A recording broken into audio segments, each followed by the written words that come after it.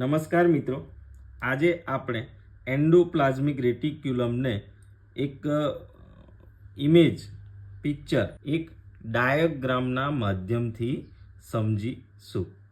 તો endoplasmic reticulum શું છે એનો આખો વિડીયો આપણે આગળ બનાવ્યો છે, પરંતુ ડાયાગ્રામના માધ્યમથી હું તમને આજે સમજાવીશ કે એન્ડોપ્લાઝમિક રેટિક્યુલમ શું છે.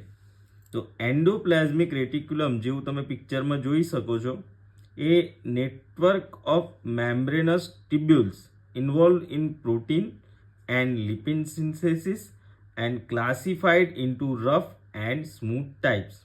આજે તમે પિક્ચરમાં જોઈ રહ્યા છો આ બધું એ એન્ડોપ્લાઝમિક રેટિક્યુલમ જ છે. આ ન્યુક્લિયસ છે, આ ગોળ વચ્ચે આ ન્યુક્લિયસ છે, અને પછી છે આપણું એન્ડોપ્લાઝમિક રેટિક્યુલમ એટલે કે આ પાર્ટ, જેની અંદર આ બધી આમ વાંકી ચૂકી ગોઠવેલી જે દેખાય છે આ બધી રચનાઓ, આ જે ટ્યુબ્યુલ જેવી રચના દેખાય છે ગોળ ગોળ ગોળ ગોળ ગોળ ગોળ, એ આખું એન્ડોપ્લાઝમિક રેટિક્યુલમ છે, જે અહીંયા આ ન્યુક્લિયસને અડીને ચાલુ થાય છે અને અહીંયા સુધી આ વિસ્તરિત છે. આ નીચેના પિક્ચરમાં પણ સેમ છે, વચ્ચે આ ગોળ રાઉન્ડ ન્યુક્લિયસ છે. ન્યુક્લિયસથી જેવું બહાર આવો એટલે એન્ડોપ્લાઝમિક રેટિક્યુલમ, આ જે પાઇપિંગ્સ દેખાય છે કે આ જે આ ફોલ્ડ્સ દેખાય છે પ્લાસ્ટિકની થેલીઓ જેવા, તો એને એન્ડોપ્લાઝમિક રેટિક્યુલમ કહેવાશે. બરાબર. તો એન્ડોપ્લાઝમિક રેટિક્યુલમ શું છે ગુજરાતીમાં સમજીએ આપણે તો એ કોષની અંદર આવેલું નળીવાળું ત્રિપરિમાણીય એટલે કે 3D જાળ જેવું, અને જેનું મુખ્ય કામ છે પ્રોટીન અને લિપિડનું સિન્થેસિસ સંશ્લેષણ બનાવવાનું. હવે એના પાર્ટ છે. એન્ડોપ્લાઝમિક રેટિક્યુલમ બે પ્રકારના હોય છે. પહેલું છે રફ એન્ડોપ્લાઝમિક રેટિક્યુલમ, રફ એટલે થોડો કકરો ભાગ કે રફ પાર્ટ, અને બીજું છે સ્મૂથ એન્ડોપ્લાઝમિક રેટિક્યુલમ. હવે રફ અને સ્મૂથ નામ પડ્યા છે તો કંઈ કારણોસર જ પડ્યા હશે. તો આપણે જે આ પિક્ચર છે એમાં જોઈએ છે અમુક જગ્યાએ ડોટ્સ છે, કાણા છે, નાના નાના છેદ જેવું દેખાય છે, એ કંઈક ચોંટેલું છે એના પર. બરાબર. એટલે કે આ જે દેખાય છે આ નાના નાના ટપકા છે, આ નાના નાના ટપકા છે. બરાબર છે. એવા જ સેમ અહીંયા છે, આ નાના નાના ટપકા છે, આ નાના નાના બધા ટપકા છે. એ જે બધા નાના નાના ટપકા છે એને જ કહેવાય છે રફ એન્ડોપ્લાઝમિક રેટિક્યુલમ. કેમ કે એના ઉપર રાઇબોઝોમ્સ નામનું તત્વ ચોંટેલું છે. રાઇબોઝોમ્સને પાલેડી ગ્રેન્યુલ્સ પણ કહેવાય છે.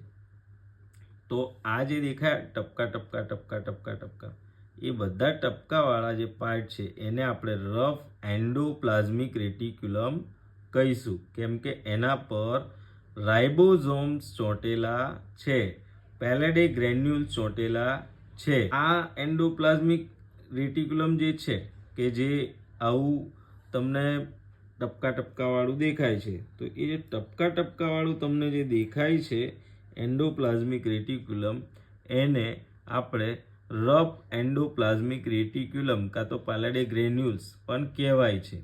અને એનું શું કામ છે તો કે એનું કામ છે નવું પ્રોટીન બનાવીને ગોલ્ગી એપરેટસમાં મોકલવાનું. આપણે આગલા વિડીયોમાં જોયું હતું ગોલ્ગી એપરેટસ એટલે ત્યાં આગળ વેરહાઉસ જેવું બધું પ્રોપરલી ગોઠવાય, એટલે આ પ્રોટીન સંશ્લેષણ એટલે કે પ્રોટીન સિન્થેસિસનું કામ કરશે અને પછી એનામાંથી મોકલશે વેરહાઉસ એટલે કે ગોલ્ગી એપરેટસમાં. એક ઇન્ટરેસ્ટિંગ ફેક્ટ જાણીએ તો આ રફ એન્ડોપ્લાઝમિક રેટિક્યુલમ એ ઇન્ડસ્ટ્રીયલ પ્રોટીન ફેક્ટરી જેવું છે, જ્યાં એન્ઝાઇમ્સ, હોર્મોન્સ, એન્ટીબોડીઝ આ બધાનું માસ પ્રોડક્શન થાય છે. Industrial protein factory, enzymes, hormones ને એન્ટીબોડીઝ બધાનું માસ પ્રોડક્શન થાય છે. એન્ઝાઇમ્સ આપણે અહીંથી ત્યાં મેસેજ લઈ જવામાં કામ લાગે, હોર્મોન પણ એવી રીતે અહીંથી ત્યાં મેસેજ કરી અને પ્રક્રિયા કરાવે, antibodies fight against the bacteria કે વાયરસ, એન્ટીબોડી.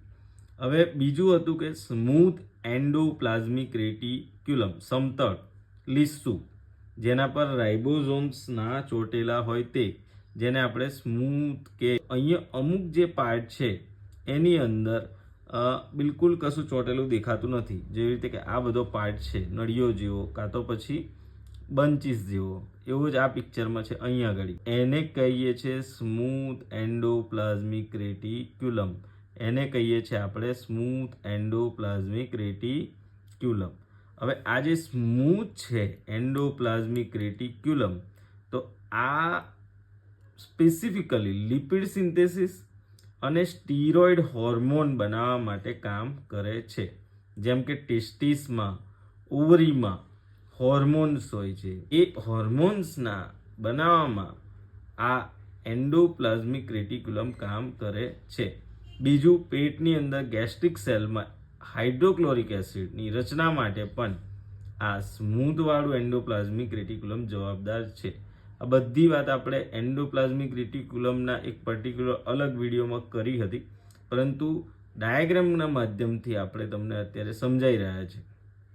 એવી જ રીતે સ્કેલેટલ મસલમાં પણ સાર્કોપ્લાઝમિક રેટિક્યુલમ હોય, જે કેલ્શિયમ આયન્સના ભંડાર તરીકે પણ ઓળખાય છે. તો આપણે જોઈએ તો ન્યુક્લિયસ વચ્ચે હોય છે સેલમાં, આ ન્યુક્લિયસ છે, મધ્યબિંદુ, કેન્દ્ર, બોસનું કેબિન. સેમ આ પિક્ચરમાં ન્યુક્લિયસ, મધ્યબિંદુ, આ જે કહેવાય એ બોસનું કેબિન, કેન્દ્રક બિંદુ. પછી એની બાજુ એક આવરણ હોય જેને ન્યુક્લિયસ મેમ્બ્રેન કહેવાય. આ જે રાઉન્ડ જેવું દેખાય ને એવું સેમ અહીંયા આગળ પણ રાઉન્ડ જેવું દેખાય, અને એ મેમ્બ્રેનને અડીને ચાલુ થઈ જાય એન્ડોપ્લાઝમિક રેટિક્યુલમ.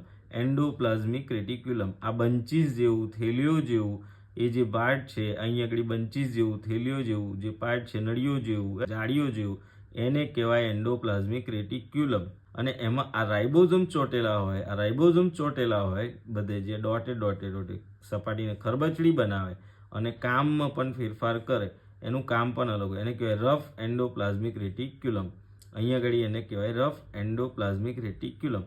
અને જ્યાં રાઇબોઝોમ નથી ચોટેલા તેને કહેવાય સ્મૂથ એન્ડોપ્લાઝમિક રેટિક્યુલમ. આ હતું એન્ડોપ્લાઝમિક રેટિક્યુલમ. સેલમાં અમુક જગ્યાએ માઇક્રોસોમલ નાના ફ્રેક્શન્સ દેખાય, પણ એ અલગ ઓર્ગેનાલા નથી હોતા. ઘણી વખત આ જ એન્ડોપ્લાઝમિક રેટિક્યુલમના ટુકડા થઈ એ છૂટા પડતા હોય છે.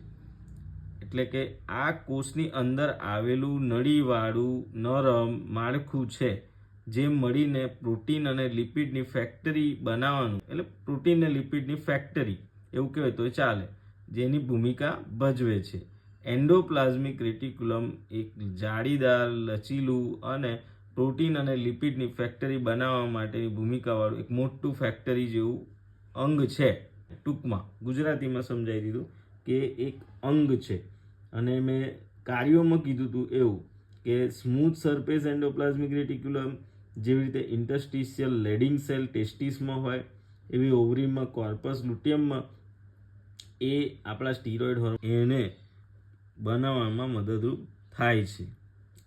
બીજું, પેટની અંદર ગેસ્ટ્રિક સેલ્સમાં હાઇડ્રોક્લોરિક એસિડ બનાવવામાં પણ એ જવાબદાર છે. એવી જ રીતે સાર્કોપ્લાઝમિક રેટિક્યુલમ કેલ્શિયમ આયનના ભંડોળ તરીકે પણ જાણીતું છે. એ ત્યાં કન્ડક્શન માટે, એટલે કે મસલને કોન્ટ્રાક્શન માટે, એના માટે કેલ્શિયમ આયનની મૂવમેન્ટ ને બધું જે છે એનામાં એ કામ લાગતું હોય છે. પણ બેઝિક સાર્કોપ્લાઝમિક રેટિક્યુલમ કેલ્શિયમ આયનનો ભંડાર છે. એટલે આમ જોવા જાય તો લિપિડ અને પ્રોટીનનું સિન્થેસિસ કરવાનું બેઝિક કામ એન્ડોપ્લાઝમિક રેટિક્યુલમનું છે.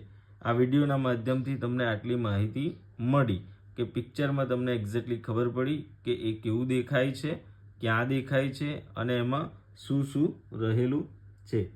આ પિક્ચરમાં હજુ પણ તમે જોશો તો એક નાનું કેનાલ અને ટ્યુબ્યુલ વેસિકલ જેવું જે સ્ટ્રક્ચર છે એને એક નામ આપવામાં આવ્યું છે સિસ્ટરના. આ જે નળીઓ છે આ છે બરાબર છે, એનું નામ આપવામાં આવ્યું છે સિસ્ટરના.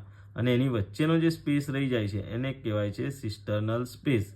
એટલે આ બધા દોરેલામાં કંઈક વધારે લખેલું હોય તો ગૂંચવાઈ જવાની ક્યાંય જરૂર નથી. આ થઈ ગયું આપણું એન્ડોપ્લાઝમિક રેટિક્યુલમ. હા, લાસ્ટ વિડીયોના રિસ્પોન્સ ખૂબ સારા હતા. આવી જ રીતે વિડીયો જોતા રહો. લાઈક કરો, શેર કરો, સબસ્ક્રાઈબ તો ખાસ કરો ચેનલને. આપણા મેમ્બર્સ વધવા જ જોઈએ. અને thank you so much for last video response. ફરી મળીશું નવા સેલ મેમ્બ્રેનના ડાયાગ્રામવાળા એક નવા વિડીયોમાં.